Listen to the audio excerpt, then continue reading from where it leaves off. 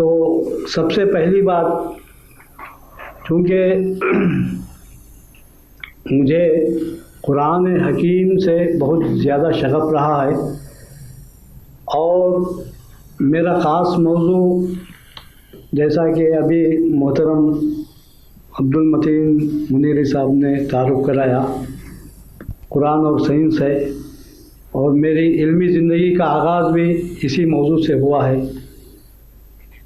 سب سے پہلے، اور یہ بھی میں عرض کروں، میں اپنی اس علمی زندگی میں آنے کا بیک گراؤنڈ بھی میں آپ کے سامنے بیان کر دوں، تاکہ آپ حضرات کو میری علمی زندگی کے بارے میں کچھ معلومات بھی حاصل ہو جائیں، اور معلوم ہو کہ میں اس لائن میں کس طرح آیا۔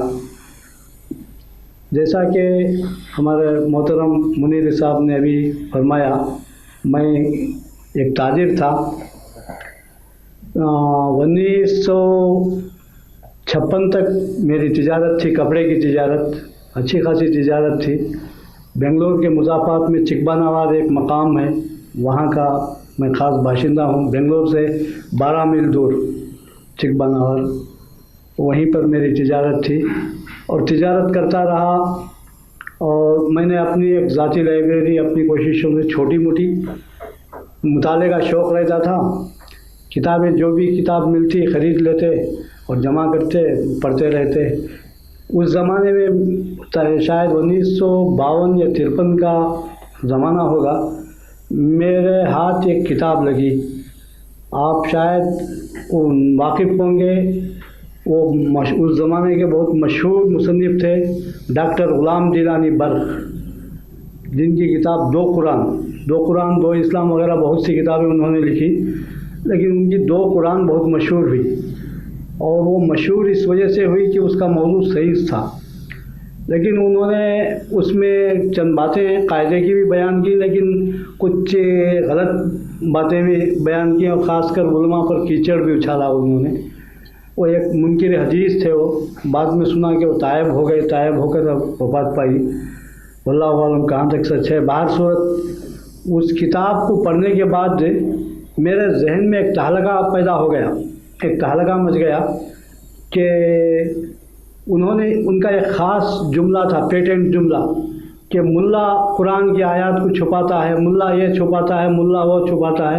ہر جگہ وہ ایک جملہ دہرایا کرتے تھے ٹیپ ریکارڈر کی طرح، اور ایک قرآن اور سائنس کے بارے میں کچھ قرآنی آیات کی تشریح کرتے، اور کہتے کہ بے تکلف کہتے کہ یہ دیکھو ملا یہ سب چھپاتا ہے۔ حالانکہ ہمارے علماء حضرات جو ہے اگرچہ وہ اس میدان میں کچھ کمزور سے ہی، لیکن چھپانے کا جہاں تک تعلق ہے وہ ایک بالکل ایک اتہام ہے۔ لیکن اس کتاب کو پڑھ کر میرے خیالات بدل گئے، اور میرے ذہن میں یہ داعیہ پیدا ہوا، یہ کھوج پیدا ہوئی کہ دیکھیں قرآن کو قرآن کی زبان میں حاصل کریں، اور پھر دیکھیں کہ ملا نے کیا چھپایا ہے اور کیا ظاہر کیا ہے۔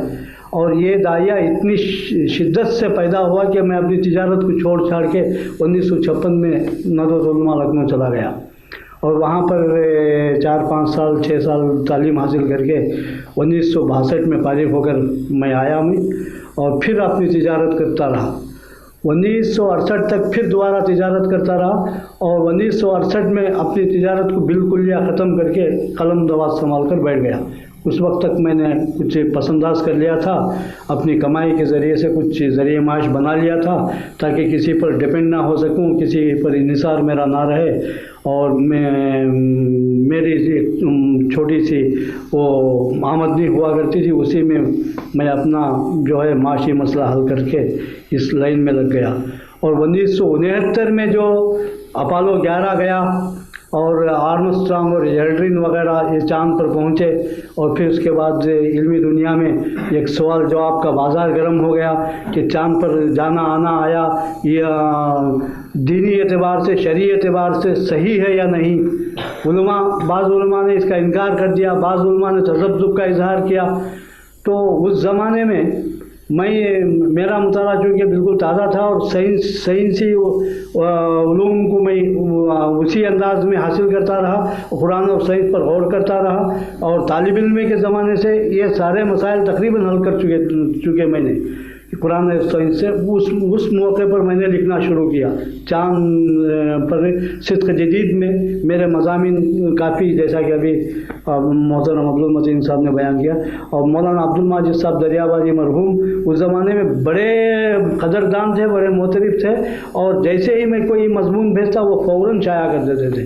اس طرح انہوں نے ہمت افزائی بھی کی اور میرے مضامین شائع ہوئے اور بہت مشہور و مقبول ہوئے، اور یہاں اتنے مشہور ہوئے ہند و پاک کے اکثر اخبارات میں وہ نقل ہوتے رہے۔